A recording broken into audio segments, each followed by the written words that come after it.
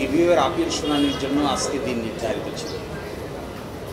এই মাননীয় প্রধান বিচারপতির নেতৃত্বে 4 সদস্য বিশিষ্ট আপিল বিভাগের বেঞ্চের সামনে শুনানির জন্য উপস্থাপন করা হয়েছে।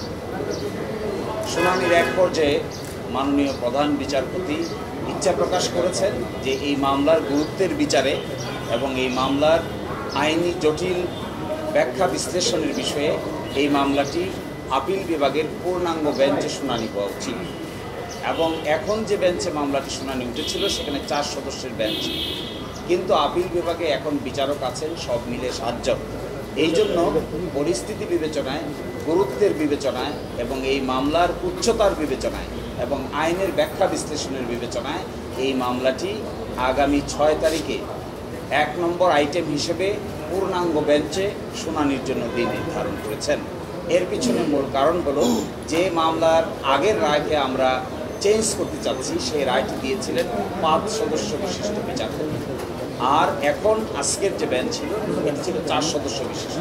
এই জন্য এই মামলার নিষ্পত্তি নিয়ে ভবিষ্যতে কোনো ধরনের কোনো প্রশ্ন যেন উত্থাপন করা না হয় এবং সঠিকভাবে আইনি ব্যাখ্যা বিশ্লেষণ করে যেন এই মামলাটি নিষ্পত্তি করা যায়, এই জন্যই পূর্ণাঙ্গ বেঞ্চে আগামী 6 তারিখে গুরুত্বের বিবেচনায় 10 লিস্টে প্রথম হিসেবে রেখে এই মামলা শুনানি করার সিদ্ধান্ত নিয়েছেন।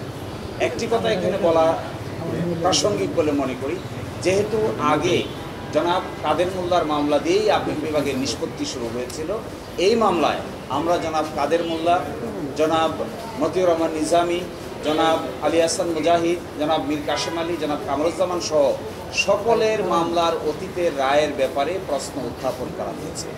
এই জন্যই মাননীয় প্রধান বিচারপতি মনে করছেন যে এত বড় প্রশ্নের সমাধান করার জন্য সুপ্রিম কোর্টের পূর্ণাঙ্গ বেঞ্চ একসাথে বসে যদি এই সিদ্ধান্ত নেন, তবেই এটা আইনের দৃষ্টিকোণ থেকে এবং ভবিষ্যতের দৃষ্টিকোণ থেকে এটি উত্তম হবে।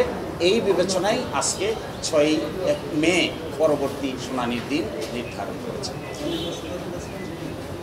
আমরা প্রশ্ন তুলেছিলাম যে আন্তর্জাতিক আইনের প্রযোজ্য হবে কি না, এই প্রশ্ন উঠেছিল জনাব কাদের মোল্লার মামলায়। সেই মামলায় তখনকার আপিল বিভাগ সিদ্ধান্ত নিয়েছিল যে আন্তর্জাতিক আইনের প্রযোজ্যতার কোনো প্রয়োজন নাই। আমরা এখন এসে বলছি এই যে প্রয়োজন নাই বলেছেন, এটিকে আমরা রিভিউ করতে চাই। আমরা বলছি ফেয়ারনেসের জন্য, ন্যায় বিচারের জন্য আন্তর্জাতিক স্ট্যান্ডার্ডের প্রয়োজনীয়তা থাকতে হবে। এই জন্য প্রধান বিচারপতি সহ আপিল বিভাগ বলছেন এই প্রশ্নের জবাব দেওয়ার জন্য আমাদেরকে পূর্ণাঙ্গ আপিল বিভাগ বসেই এই সিদ্ধান্তটা নিতে হবে। এই জন্যই গুরুত্বের বিচারে এই মামলাটি 6 তারিখে নির্ধারণ করা হয়েছে।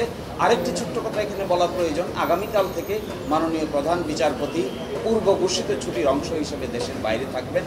এই জন্য 6 তারিখকে ওনারা নির্ধারণ করেছেন 7 জন মাননীয় বিচারপতির সুবিধা অসুবিধা বিবেচনা করে। আমরা আশা করি ওই দিনের পরে আর এই মামলা নতুন করে শুনানির আর কিছু থাকবে না। আমরাও শুনানি শেষ করব, আদালত উপযুক্ত সিদ্ধান্ত উপনীত হবে এবং ওই দিন ওই মামলার গুরুত্বের বিচারেই ফুল বেঞ্চ বসবে। আপনারা জানেন ফুল বেঞ্চ কিন্তু মঙ্গলবারে বসে না। এই মামলা শোনার জন্যই ফুল বেঞ্চ মঙ্গলবারে গুরুত্বপূর্ণ মামলা হিসেবে, সেন্সিটিভ, সংবেদনশীল এবং জাতীয়ভাবে ইম্পর্টেন্ট মামলা হিসেবেই, জাতীয়ভাবে গুরুত্বপূর্ণ সেন্সিটিভ সংবেদনশীল কেস হিসেবেই এই মামলাটি শুধু শুনানির জন্যই 6 তারিখে আপিল বিভাগের পূর্ণাঙ্গ বেঞ্চ বসবেন। আপনারা এটাও জানেন আপিল বিভাগে নতুন করে 2 জন মাননীয় বিচারপতি অ্যাপয়েন্টমেন্ট পেয়েছেন। আগে ছিলেন 5 জন, এখন পেয়েছেন 7 জন। আমরা মনে করি এই মামলার গুরুত্বের বিচারে পূর্ণাঙ্গ বেঞ্চে শুনানিই হবে এই মামলার প্রতি ন্যায় বিচার।